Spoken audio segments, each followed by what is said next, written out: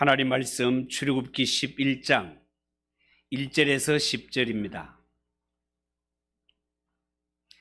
구약성경 출애굽기 11장 1절에서 10절까지.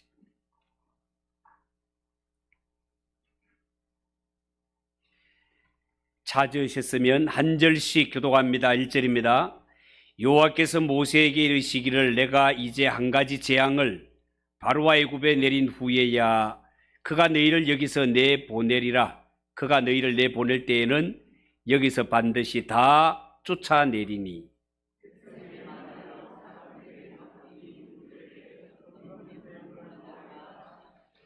여호와께서 그 백성으로 애굽 사람의 은혜를 받게 하셨고 또 그 사람 모세는 애굽 땅에 있는 바로의 신하와 백성의 눈에 아주 위대하게 보였더라.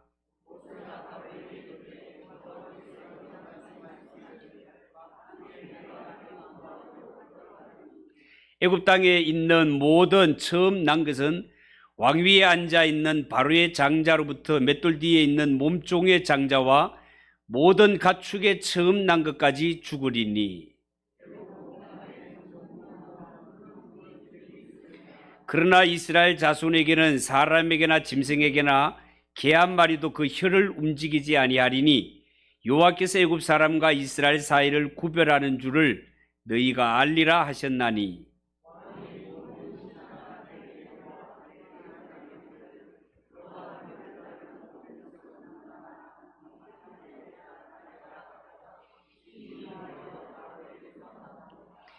여호와께서 모세에게 이르시기를 바로가 너희의 말을 듣지 아니하리라. 그러므로 내가 애굽 땅에서 나의 기적을 더하리라 하셨고.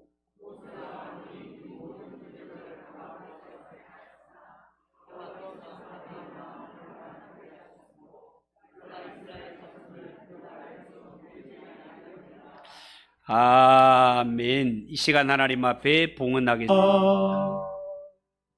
찬양을 받으신 하나님께 영광의 박수를 올려드리겠습니다. 우리 옆에 분들과 인사합시다. 잘 오셨습니다. 은혜 받읍시다. 자, 오늘은 읽은 이 말씀을 가지고 장자 죽음에 대하여 말씀을 드리겠습니다. 여러분, 우리는 그동안 하나님이 대제국 애굽 바로왕에게 내린 10가지 재앙에 대해 살펴보았습니다. 애굽과 바로왕은 하나님의 백성인 이스라엘 자손을 자기 종이라고 끝까지 우기고 고집을 부리다가 엄청난 재앙을 당하는 것을 보고 있습니다. 인간이 아무리 악하고 고집이 세도 그렇지 어떻게 하나님의 것을 자기 것이라 우길 수 있습니까? 여기서 하나님의 것이란 바로 이스라엘 백성들을 두고 하는 말씀입니다. 여러분, 하나님은 바로 왕에게 분명히 내 백성 이스라엘은 너희 나라 종이 아니니 애굽 땅에서 내보내라고, 그들을 풀어주라고 말씀하셨습니다. 사실 히브리인들은 지나온 역사를 돌아볼 때 바로에게 애굽에게 붙잡혀 430년 동안 종살이할 이유가 없었습니다. 왜냐하면 그들은 애굽 땅에 노예로 붙들려온 것이 아니라 오히려 애굽이 지난날 7년 동안 큰 흉년이 들었을 때 애굽 전체를 기아 상태에서 구원해낸 요셉, 애굽으로 봐서는 구국 공신의 후예들이 이스라엘 자손들 아닙니까? 그럼에도 불구하고 바로 왕은 애굽이 어려움을 당했을 때 혹시라도 이 이스라엘 자손들이 원수와 동조해서 자기를 칠까봐, 애굽을 배신할까봐 그들을 강제로 노예로 만든 것입니다. 그런데 이제 이들의 참 주인이 나타났는데 이분은 이스라엘 조상들이 섬겼던 여호와 하나님이십니다. 그러나 바로는 모세뿐만 아니라 하나님까지 업신 여기고 말았습니다. 이에 대해서 하나님은 바로 왕과 싸우시면서 철저하게 그 가운데 이스라엘 백성들을 구별하셨습니다. 왜냐하면 이스라엘은 하나님의 소유였기 때문에 그렇습니다. 그래서 이 출애굽기 성경은 이스라엘 자손들을 끝까지 종으로 붙잡아 두려는 애굽 왕 바로와 이스라엘의 참 주인이신 하나님과 사이에서 벌어지는 한판 전쟁이라고 말씀을 드렸습니다. 하나님은 10가지 재앙을 들어 애굽을 치십니다. 여러분, 본문 말씀은 9번째 흑암 재앙 이후 마지막 10번째 재앙으로 넘어가기에 앞서서 지금까지 어떤 과정을 거쳐 이 최후의 순간까지 이르게 되었는지를 밝혀주고 있습니다. 이 성경을 보면서 우리가 첫 번째 살펴볼 것은 구속사적인 입장에서 장자 죽음이 어떤 것인지를 한번 살펴보기를 원합니다.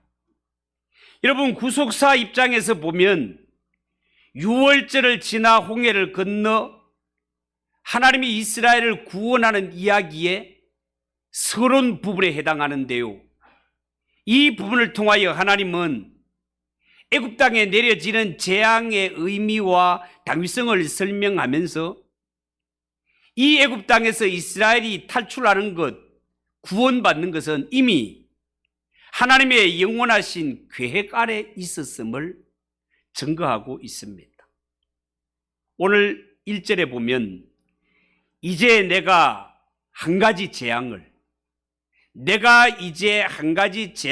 이라는 말씀을 통해서 이제는 애굽 땅에 더 이상 재앙이 필요가 없으며 애굽 땅을 향한 하나님이 준비하신 마지막 심판이 계획되고 있음을 알 수 있습니다. 이 애굽 땅 전역에 내릴 하나님의 마지막 심판 내용이 뭡니까? 그것은 하나님께서 친히 애굽인들 사이에 들어가 그들의 장자를 치겠다는 것입니다. 4절 이하 6절까지를 한번 보십시오. 4절 이하 6절까지 여러분들이 한번 크게 한번 읽어보세요. 시작.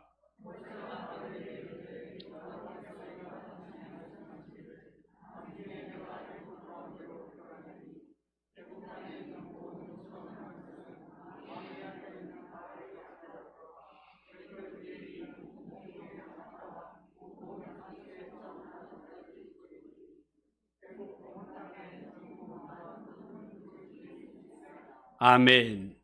10번째 재앙은 하나님께서 친히 애굽의 진중에 들어가겠다는 것입니다. 하나님이 친히 이 일을 행하시겠다는 겁니다. 그 거룩하고 완전하신 하나님께서 친히, 여러분, 완전 거룩하신 하나님이 임하시게 되면 그 앞에 죄인은 살아남을 수가 없습니다. 태양 앞에 눈이 싸그라지는 것처럼 완전 거룩하신 하나님 앞에 살아남을 죄인은 아무도 없습니다. 완전 죽음뿐입니다. 여기에는 지위의 고하가 없습니다. 바로왕의 장자로부터 여종의 장자에 이르기까지 싸그리 죽임을 당하게 될 것입니다.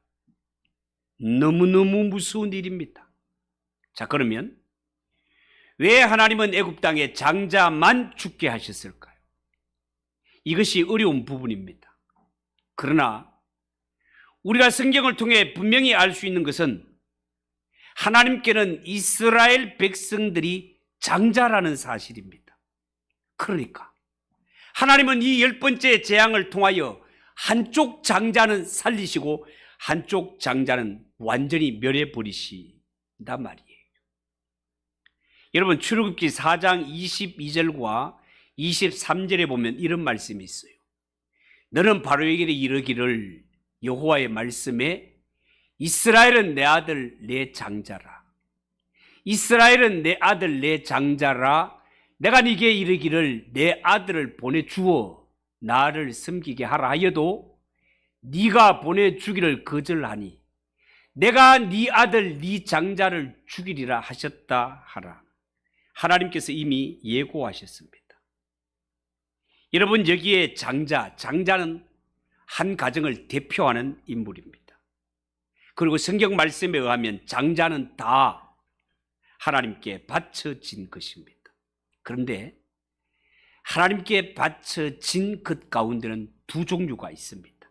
하나는 하나님 앞에 축복으로 말미암아 바쳐진 것이 있고, 또 하나는 저주로 말미암아 바쳐진 것이 있습니다. 특히 성경에는 하나님 앞에 저주로 바쳐진 것을 어려운 말로 헬렘이라고 합니다. 헬렘, 기억하십시오. 헬렘이라고 합니다. 이 헬렘의 대표적인 것이 성경에 보면 가나안 땅에 첫 번째 나오는 여리고성이 되겠습니다. 하나님의 백성들이 가나안 땅을 정복해 들어가면서 첫 번째 나온 여리고성, 이 성은 하나님께 바쳐진 성이었습니다. 그런데 안타깝게도 구원으로 바쳐진 것이 아니라 심판과 저주로 바쳐졌고, 하나님은 거기에 들어가 모든 것들을 죽여버리라고 합니다. 다만 라합의 가정만 구원을 받습니다. 하나님께 바쳐진 여리고성, 여기서 나오는 전리품은 누구도 손대지 말고 구별해서 하나님께 바치라고 하였습니다. 그랬건만 여기에 탐욕을 가지고 얼마를 숨겼던 아간, 저주를 받아 돌에 맞아 죽었던 것을 우리는 기억하고 있습니다. 사랑하는 성도 여러분, 엄격히 말해서 인간이나 이 세상의 모든 피조물들은 다 하나님께 바쳐진 존재입니다. 단지 여기에 차이가 있다면 하나님 앞에 축복으로 바쳐진 것이냐 아니면 저주로 바쳐진 것이냐만 있을 뿐입니다. 그러니까 이스라엘 백성들은 하나님께 바쳐진 자들이요, 애굽의 장자들도 결국은 하나님께 바쳐진 자들인데, 한편은 하나님 앞에 은혜로 바쳐진 자들이었고 한편은 심판을 위해 바쳐진 자들이었다는 겁니다. 오늘날 우리가 수많은 인류 속에 살아가고 있습니다만은 이 땅의 인류도 결국은 둘 중에 하나입니다. 한편은 하나님의 은혜로 부르심을 위해, 구원을 위해 바쳐진 자들이요, 또 하나는 하나님의 심판과 진노를 위해 바쳐진 자들입니다. 이 외에 다른 인종은 없습니다. 하나님이 최종적으로 임하실 때 이 둘 사이에는 분명한 구별이 이루어지게 될 것인데, 한편은 구원의 대상이 될 것이지만 다른 한편은 심판의 대상이 될 것입니다. 여러분, 장자만 죽었다라는 것은 대표의 원리를 이야기합니다. 장자가 죽었다는 것은 애굽 전체가 심판을 받은 것이나 다름이 없다는 거예요. 이 이스라엘 백성들은 구원받은 백성들의 대표를 이야기하고 있습니다. 그러므로 하나님의 심판이 확정되었고, 머지않은 장래에 애굽 땅에 어마어마한 재앙이 내려진 것처럼 이 세상을 향하여 하나님의 심판이 정해졌고 행해질 날이 다가온다면, 이 세상 인류에게 가장 중요한 것은 세상에서 내 신분이 아닙니다. 내가 지위가 높은 왕이라고 해서 구원을 얻는 것도 아니고, 내가 신분이 낮은 노예라고 해서 심판을 받는 것 아닙니다.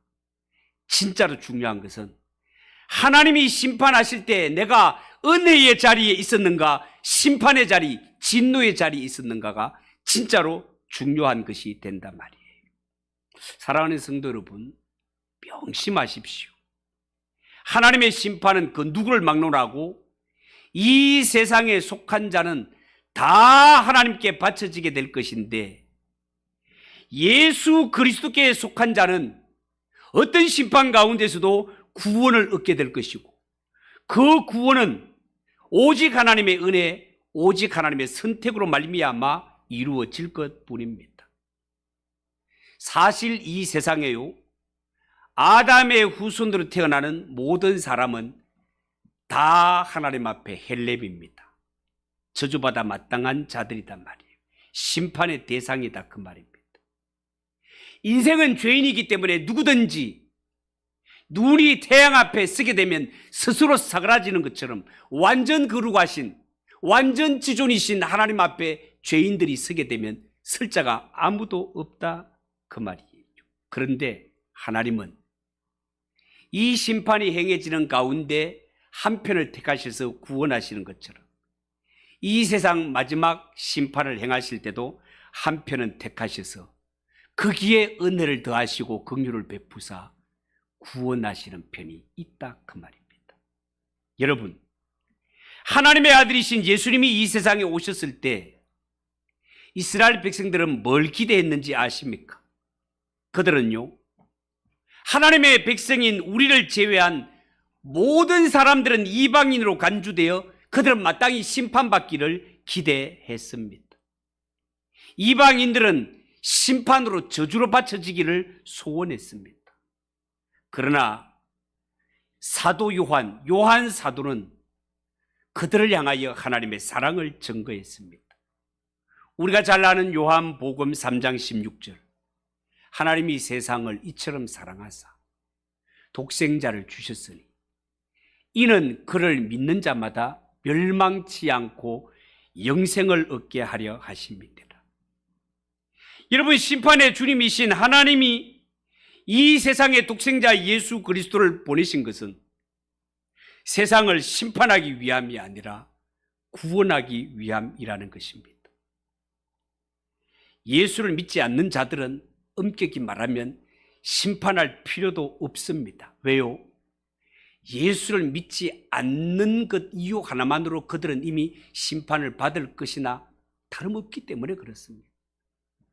불신의 길을 가면 그 결국의 끝은 심판과 저주, 지옥밖에 없음을 이미 성경은 예고하고 있기 때문에 그렇습니다. 여러분, 하나님은 우리에게 분명히 말합니다. 우리 모두는 똑같은 죄인이지만 하나님이 보내신 주 예수 그리스도를 내 구주를 믿고 영접하는 자, 그들은 하나님이 달리 보시겠다는 것입니다. 하나님이 하나님의 아들을 보내신 것은 세상을 심판하는 데 목적이 있는 것이 아니라 구원하는 데 목적이 있다는 것입니다. 여러분, 오늘 읽은 6절 말씀에 보면 애굽에는 전무후무한 곡성이 있으리라고 그렇게 말했습니다. 이 엄청난 재앙이 지나갈 때 이스라엘 자손들은 어떻습니까? 7절, 개도 그 혀를 움직이지 않는다고 했습니다. 그들이 얼마나 당당하고 두려운지 개도 감히 짖지 못한다는 것입니다. 하나님이 예비하신 구원이 이렇게 놀랍고 신기한 일이다 그 말입니다. 그렇기 때문에 예수 믿어 구원 얻은 하나님의 백성, 주의 성도들은 이 땅에 살아갈 때 안 믿는 사람들이 쏘아붙이는 말이나 비난, 핍박을 절대로 두려워하지 마십시오. 예수 믿는 성도가 진짜 두려워해야 할 것은 이 세상을 심판하시는 하나님 외에 두려워할 것이 없음을 믿으시기 바랍니다. 심판 외에 두려운 것이 없습니다. 여기에는 짐승도 예외가 될 수 없습니다. 악인에게 속한 가축은 가축까지도 심판을 당하는 것을 성경은 예고하고 있습니다. 두 번째 생각할 것은 이스라엘 백성들의 요구를 한번 보겠습니다. 2절을 보십시오. 2절. 백성에게 말하여 사람들에게 각기 이웃들에게 은금 폐물을 구하게 하라. 그렇게 말씀하셨습니다. 여러분, 이는 하나님께서 이스라엘 백성들로 하여금 너희가 애굽에서 나갈 때 애굽 사람들에게 은금 폐물을 요구하라는 것입니다. 여러분, 이 말씀은 어떤 면에서 보면 참 당연한 것 같지만 어떤 면에서는 정말 믿기 어려운 요구를 하는 것입니다. 지금 바로왕을 비롯해서 애굽 사람들은 9가지 재앙으로 말미암아 마음이 피폐한 상태에 놓여 있습니다. 이런 상태에서 그동안 430년 동안 애굽에 종살이하던 노예들이 나가면서 애굽 사람들에게 금부치와 은부치를 내놓으라고 한다면 그 악한 왕 바로가 옛다 여기 금은 다 있으니까 다 가져가라 라고 하겠습니까? 택도 없는 소리다 그 말이죠. 여러분, 성경에 바로 왕이 어떤 존재입니까? 하나님이 모세를 보내어 하나님의 백성, 내 백성을 보내라고 했을 때 바로 왕의 반응이 어땠다고요? 저것들이 배가 불러갖고 헛된 소리를 하는구나. 이제부터는 저들에게 지푸라기 주지 말고 벽돌은 양을 똑같이 구워내도록 해라. 여호와가 누구간데 내가 그를 보내며 라고 하면서 대들었던 자가 바로 왕이었습니다. 이렇게 약한 바로가 9가지 재앙을 당한 후에 뭐가 이쁘다고 이스라엘 자손들이 나갈 때 은근 폐물을 줘갖고 내보내겠습니까? 더구나 이 이스라엘 자손들이 그동안 있으면서 종살이 노예살이 하면서 애굽 사람들이 싫어하는 3D 업종의 일들, 더럽고 위험하고 어려운 이러한 일들은 이스라엘 백성들에게 다 시켰는데 이들이 나가면 이 3D 업종의 일은 누가 한다 말입니까? 이것저것 다 생각해 볼 때 바로와 애굽 사람 입장에서는 이스라엘 자손에게 한 푼도 줄 수 없습니다. 그런데 이거 보세요. 하나님은 이스라엘 백성들로 하여금 애굽 사람들에게 은근 폐물을 요구하게 하십니다. 과연 뜻대로 될까요? 3절을 보겠습니다. 3절. 여호와께서 그 백성으로 애굽 사람의 은혜를 받게 하셨고 또 그 사람 모세는 애굽 땅에 있는 바로의 신하와 백성의 눈에 아주 위대하게 보였더라. 정말 놀랍고 신기한 일입니다.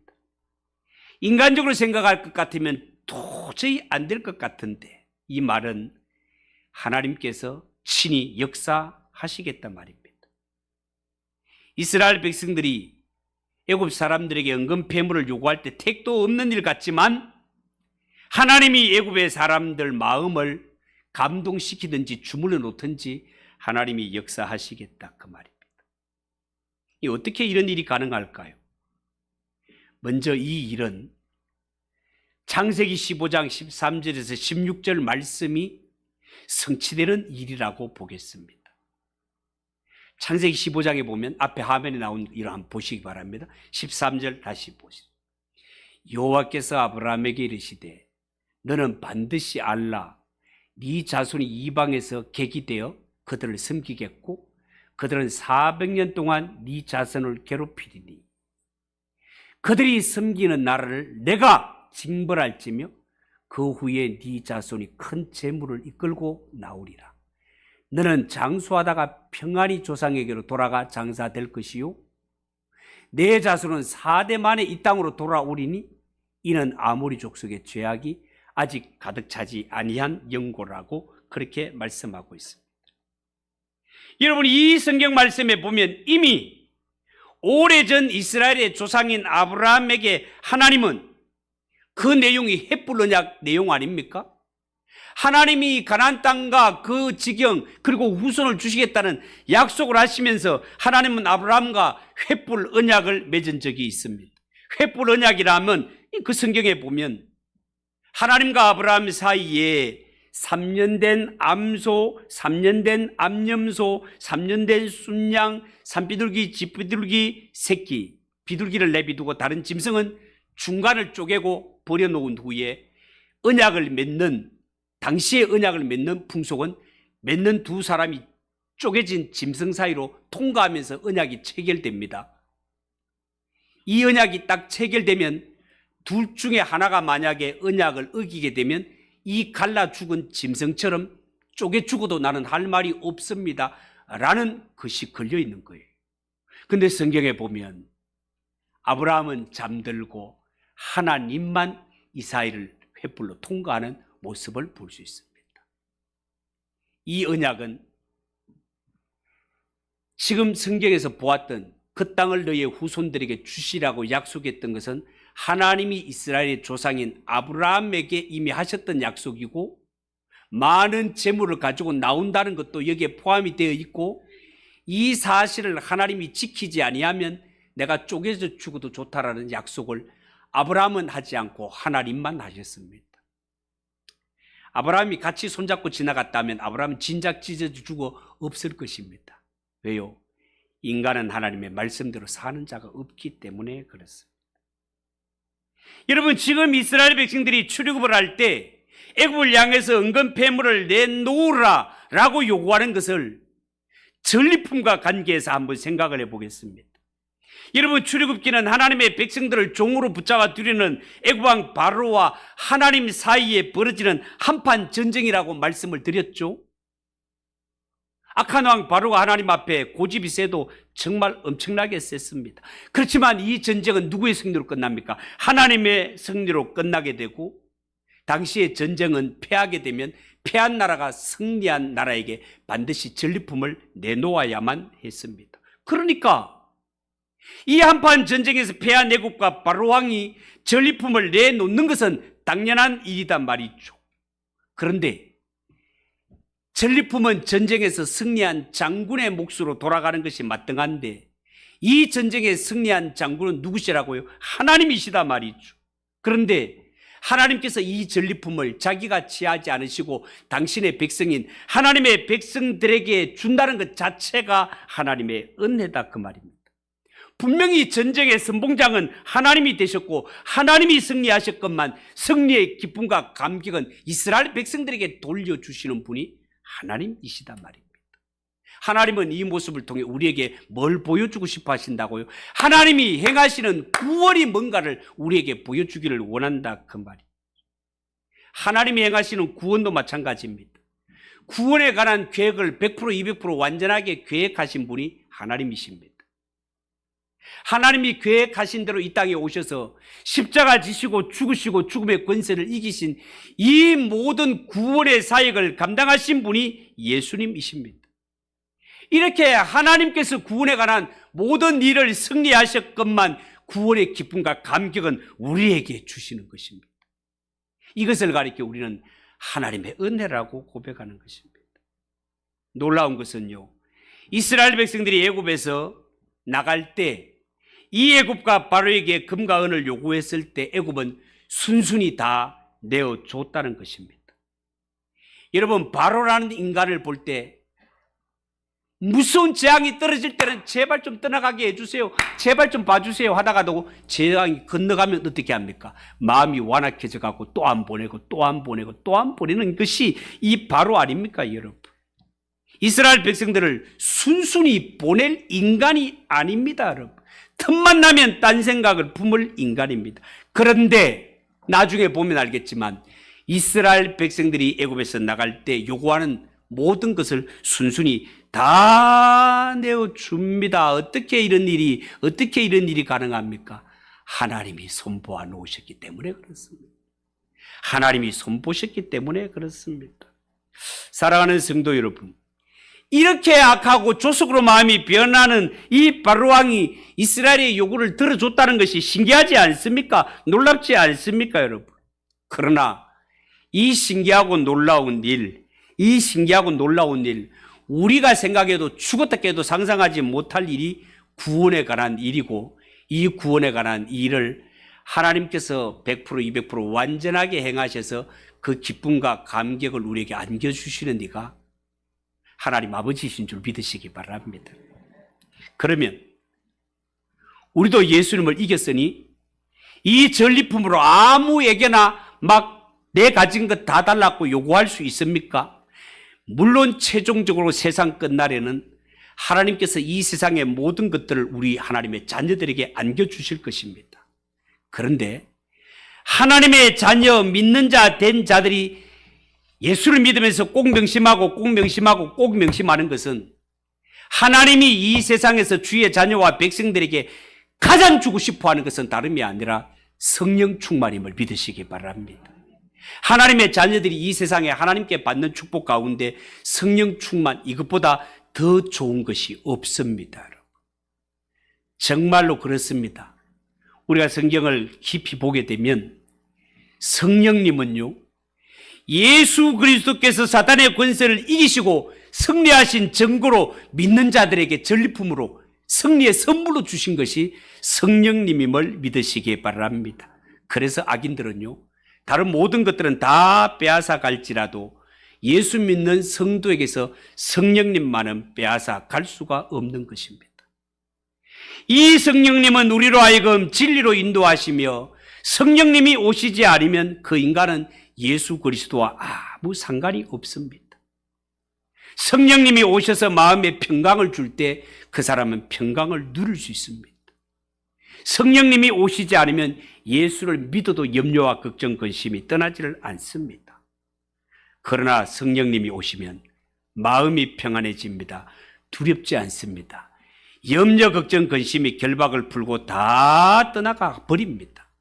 그러므로 예수 그리스도의 부활과 성천을 믿는다면 그 전리품으로 성령님을 우리에게 주시고자 원하시는 분이 하나님이라는 사실을 명심하시고 예수를 믿을 때 반드시 성령 충만을 구하시고 성령 충만을 받아 복된 삶을 사는 성도들이 되시기를 축복합니다. 마지막으로 애굽의 달라진 태도를 한번 보겠습니다. 여러분, 당시에 애굽 사람들이 볼 때 히브리 자손들, 이 이스라엘 자손들은 참 어리석기 짝이 없는 족속이었을 것입니다. 왜요? 요셉의 후손 아닙니까? 애굽으로 봐서는 구국 공신의 후손이면서도 노예로 전락해서 비참하게 하루하루를 살아가는 모습을 비롯해서 최악의 경우는 아들이 나거든 강물에 던져버리라는 이런 엄청난 일이 저질러져도 한마디 말도 못하는 이 히브리 자손들이 애굽 사람들에게는 얼마나 한심하게 보였겠습니까? 그러나 하나님이 전쟁을 선포하시고 10가지 재앙을 애굽 땅에 휘두르실 때 이 10가지 재앙을 겪은 애굽 사람들 눈에는 이스라엘 백성들만큼 무서운 존재가 없습니다. 이 재앙들을 통하여 애굽 사람들은 저 하나님의 백성들, 이스라엘 자손들을 붙잡아 두는 것이 얼마나 위험한 일인가를 깨닫게 되는 것입니다. 성경에는요, 그들이 이스라엘 백성들을 마지막에 보낼 때는 막 안 보내려고 막 버티다 보내는 게 아니고 제발 나가달라고 너희들이 여기 있으면 우리가 어떻게 될지 모르니까 제발 나가달라고 사정을 해서 막 검은보화 안겨가지고 그렇게 쫓아내는 것을 보게 됩니다. 하나님의 백성은 이렇게 놀라운 자들입니다. 신기로운 단체입니다. 왜 그렇습니까? 전능하신 하나님이 붙들고 계시기 때문에 그렇습니다. 이것을 성경은 이스라엘 자손은 하나님의 소유라고 하는 것입니다. 너는 내 백성이라고 하는 것입니다. 너는 내 소유라는 말이 내 보물이라는 말입니다. 그도 그럴 것이 우리 한 사람 한 사람은 예수 그리스도의 보배로운 피로 값주고 사셨으니 우리 한 사람 한 사람이 예수님 피로 말미암아 하나님 앞에 나의 소유 보배 같은 자가 예수 믿고 구원 얻은 성도라는 사실을 믿으시기 바랍니다. 여러분, 애굽과 바로는 하나님의 소유를 지금까지 마치 자기 소유인 것처럼 그렇게 생각하고 그렇게 마음대로 부려먹다가 결국은 10가지 재앙을 당하고 말았습니다. 세상도 마찬가지입니다. 이 땅에 하나님을 믿는 사람들, 주의 피로 값주고 사신 이러한 주님의 교회를 맞고 핍박하는 것은 얼마나 위험천만한 일인 것을 애굽과 바로를 통해서 깨달아야 할 것입니다. 3절을 보십시오. 여호와께서 그 백성으로 애굽의 사람의 은혜를 받게 하셨고 그 사람 모세는 애굽 땅에 있는 바로의 신하와 백성의 눈에 아주 위대하게 보였더라. 여러분, 애굽 사람들이 모세를 어떻게 보았다고요? 정말 세상이 감당치 못할 사람으로 보는 거예요. 여러분, 사실 애굽이 볼 때 모세는 어떤 사람이었습니까? 애굽의 사람을 쳐주고 나와서 도망을 쳤을 때 이제는 모세가 바로에게 붙들리면 당장의 죽임을 당할, 그래서 미디안 땅으로 도망쳤던 이러한 자가 모세 아닙니까? 그런데 10가지 재앙 이후에 모세는 어떻게 되었다고요? 가장 위대하고 가장 두려운 자로 우뚝 서게 되는 것을 보게 됩니다. 모세 자체가 능력 있고 대단해서가 아닙니다. 하나님이 그를 장중에 붙들고 쓰셨기 때문에 그렇습니다. 모세가 위대하신 하나님의 손에 붙들리자 하나님이 그를 높이 드시고 그를 사용하셨단 말이에요. 여러분, 사람이 이 세상에 살아갈 때 사람이 내가 높아지고 싶다고 해서 높아지는 것이 아닙니다. 전능하신 하나님이 잡으시고 높이 드셔야 존귀하게 될 수 있는 것입니다. 여러분, 모세는 40세 때 자기 힘만 믿고 힘을 휘둘렀던 적이 있습니다. 그때는 살인자가 되어 광야로 도망칠 수밖에 없는 도망자가 되었지만 그 광야에서 양떼를 치다가 80세의 호렙산에서 여호와 하나님을 만난 후에 겸손하게 그 앞에 신발을 벗게 됩니다. 신발을 벗는 것 자체가 나는 주님의 종입니다. 마음껏 사용하세요. 이때부터 모세는 하나님의 손에 붙들리게 됐고, 하나님의 손에 붙들렸을 때 하나님은 그에게 위대한 사명을 주시고 능력을 주시고 존귀함을 덧입혀 주시지 않았습니까? 이처럼 하나님의 사람은 겸손하게 하나님의 손에 붙들려 하나님 말씀만 하세요. 저는 듣겠습니다. 순종하겠습니다. 라고 순종할 때 하나님은 그를 높이시고 사용하신다는 사실을 여러분 명심하시고 한평생 하나님 앞에 겸손하며 한평생 하나님의 장중에 붙들려 한평생 존귀하게 쓰임받는 저와 여러분 되시기를 주님의 이름으로 축복합니다.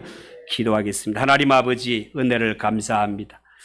우리가 무시간대 이 심판 가운데 붙잡아 주시고 모든 사람이 심판받는 가운데도 우리를 구원하시니 그 은혜, 그 사랑 너무너무 감사합니다.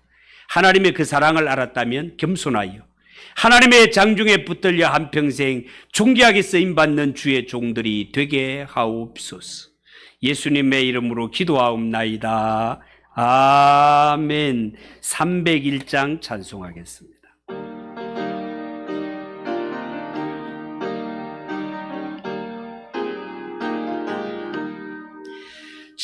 지금까지 지내온 것 주의 크신 은혜라.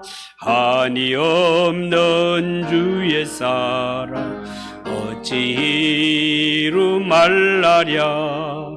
자나깨 나 주의 손 항상 살펴주시고 모든 일을 주 안에서 형통하게